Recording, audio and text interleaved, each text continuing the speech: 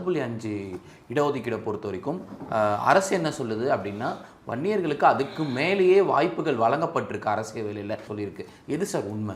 9/1/2023 படி நான் அரசு ஆவணத்தின் அடிப்படையில் இந்த தகவலை உங்கள் மூலமாக தமிழக மக்களுக்கும் வன்னிய சமுதாயத்தை சார்ந்தவர்களுக்கும் குறிப்பாக திராவிட முன்னேற்றக் கழகத்திற்கு ஆதரவாக பேசக்கூடிய திராவிட முன்னேற்றக் கழகத்தில் இருக்கக்கூடிய வன்னிய சமுதாயத்தை சார்ந்தவர்களுக்கும் இந்த செய்தியை நான் கனத்த இதயத்தோடு உங்கள் மூலமாக பகிர்ந்து கொள்ள ஆசைப்படுகின்றேன்.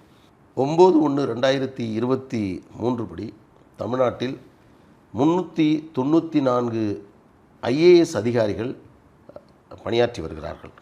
அவர்கள் நேரடியாக IAS அதிகாரி ஆனவர்கள், பிறகு கன்ஃபர்ட் IAS என்று சொல்வார்கள். தமிழ்நாடு தேர்வாணையத்திலிருந்து தேர்வு செய்யப்பட்டு பிறகு பதவி உயர்வு மூலமாக IAS ஆனவர்கள். இதில் வெறும் 19 பேர் மட்டும்தான் வன்னியர் சமுதாயத்தை சார்ந்தவர்கள் தற்போது தமிழக அரசின் கன்ஃபர்ட் மற்றும் டைரக்ட் IAS அதிகாரிகளாக இருக்கிறார்கள் என்ற செய்தியை 19 பேர் தான், வெறும் 19